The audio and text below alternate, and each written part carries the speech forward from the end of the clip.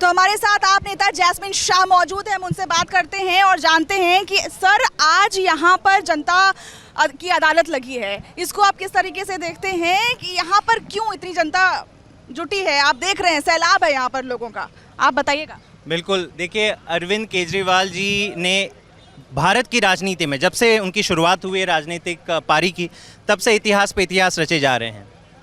कुछ दिनों पहले, एक हफ्ते पहले जब उन्होंने अपने मुख्यमंत्री पद से इस्तीफा दिया, तो वो भी एक ऐतिहासिक क्षण था देश की राजनीति में, जब कोई नेता ये कह के इस्तीफा दे रहा है कि जब तक मुझे जनता ईमानदार नहीं ठहराती, मुझे कानून की अदालत ने तो हर संभव रिलीफ दे दी है, मुझे हर केस में बेल मिल गई है, लेकिन जो षड्यंत्र के तहत मुझे भ्रष्टाचार के षड्यंत्र के तहत भाजपा फंसाना चाहती थी वो तो नाकामयाब हुई, लेकिन मैं अग्नि परीक्षा से गुजरूंगा, जनता की अदालत में जाऊंगा, जनता से पूछूंगा क्या मैं ईमानदार हूं, तभी मुझे वोट देना, अगर मैं ईमानदार नहीं हूं तो वोट मत देना। मेरे ख्याल से देश के दुनिया के इतिहास में किसी नेता ने इस बात पे कभी वोट नहीं मांगा होगा कि मैं ईमानदार हूं तभी मुझे वोट दो। जाति के नाम पे वोट मांगे जाते हैं, धर्म के नाम पे वोट मांगे जाते हैं, ईमानदारी के ऊपर वोट मांगने वाले केजरीवाल जी पहले हैं।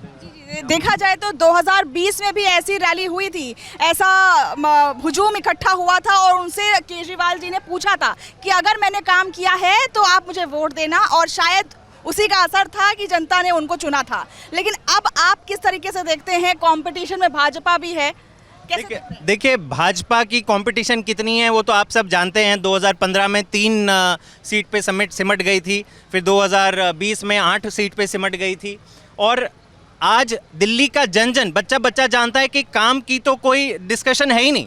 काम इतना हो चुका है कि मोदी जी क्या, उनकी 22 सरकारें जितनी भी भाजपा में की देश भर में हैं, उनमें से एक सरकार ने भी इतना काम नहीं किया जितना केजरीवाल जी ने कहा। कहीं पे भी मुफ्त बिजली नहीं है, कहीं पे भी मुफ्त पानी नहीं है, महिलाओं के लिए बस सुविधाएं नहीं है, शानदार सरकारी स्कूल, मोहल्ला क्लिनिक कहीं पे भी नहीं है।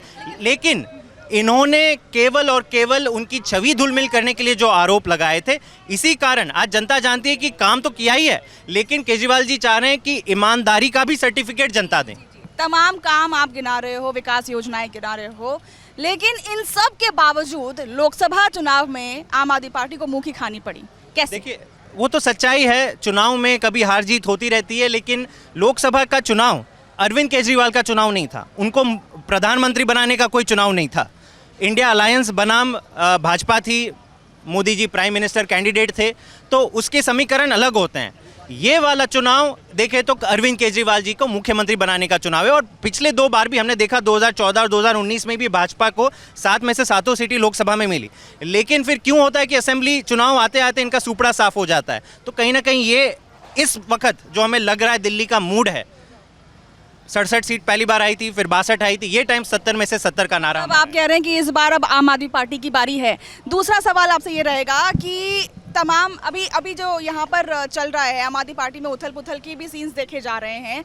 आप ये बताइएगा, क्या केजरीवाल साहब का इस्तीफा देना सही था? और आतिशी जी अभी आप जो मुख्यमंत्री पद पे बैठी हैं, उनको आप कैसे देख रहे हैं? देखिए कोई भी राजनीति में जो आता है वो इस्तीफा देने की सोचता भी नहीं है। राजनीति तो छोड़ दीजिए, सरकारी नौकरी से भी कोई चपरासी भी इस्तीफा देने की सोचता नहीं है। मेरे ख्याल से अरविंद केजरीवाल जी देश की राजनीति का एक अजूबा है।